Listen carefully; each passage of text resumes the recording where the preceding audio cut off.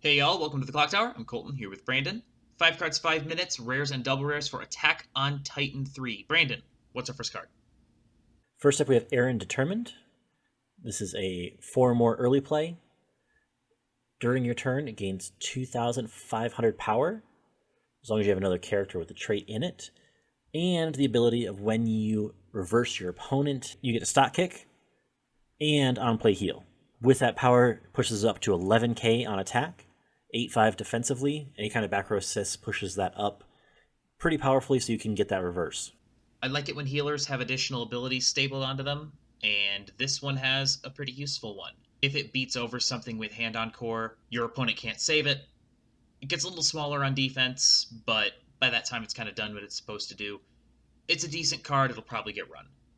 Next, Eren Titan Declaration of War. This card gains 1,000 for each character in your opponent's backstage and on play heal.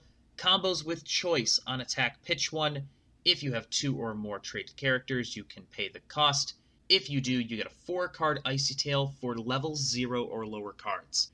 So this doesn't just hit on climaxes, it also hits on level 0 characters. You're usually going to ditch 1 to deal 2, which is really, really efficient for damage. It's not exact, which is annoying, but it has the potential to be quite efficient on a decently sized body and a healer. This is pretty alright.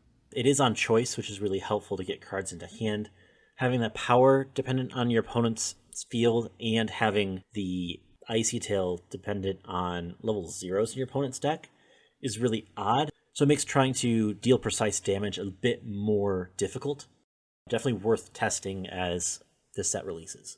Next up, we have the level 1 Mikasa. If you have 2 or more other characters, this gets 1,000 power. On attack, if you have the salvage in your climax area, look it up to 4, choose 1 character or the new event, omnidirectional mobility gear, and put it into your hand, and then it gets 1,000 power till the end of turn. So on attack, you're looking at 7-5 power, and you can get a card or the event into hand. This is just another on attack Maguro. Top check 4 is, I think, pretty useful.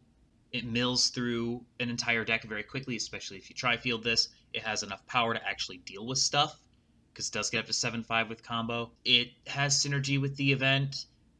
I think this is the best level 1 combo in Attack on Titan right now.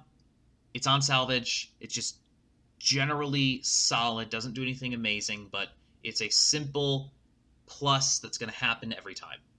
Next, Levi Deep Grudge. During your turn, this card gains 500 for each other traded character, so sits at 11-5 if you have a full board.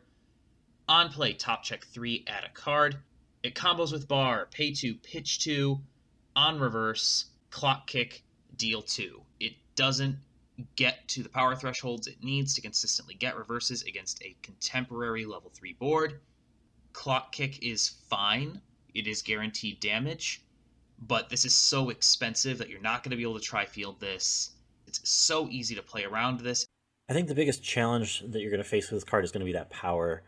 The idea being that Levi's small, so Levi being small, not being able to step over things, makes the damage potential of this card more interesting.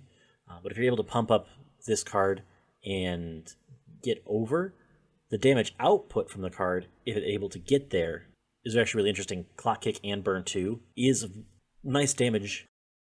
Last up, we have Sasha Wandering the Forest. On play, salvage a character. Climax combo itself, pay 2, pitch 2, put this card into memory. This happens at the end of the card's attack with salvage in play and all of your characters with a trait. You bring a character that doesn't have Sasha Wandering the Forest in name and put it on stage. So you can bring in another card in and get another attack in.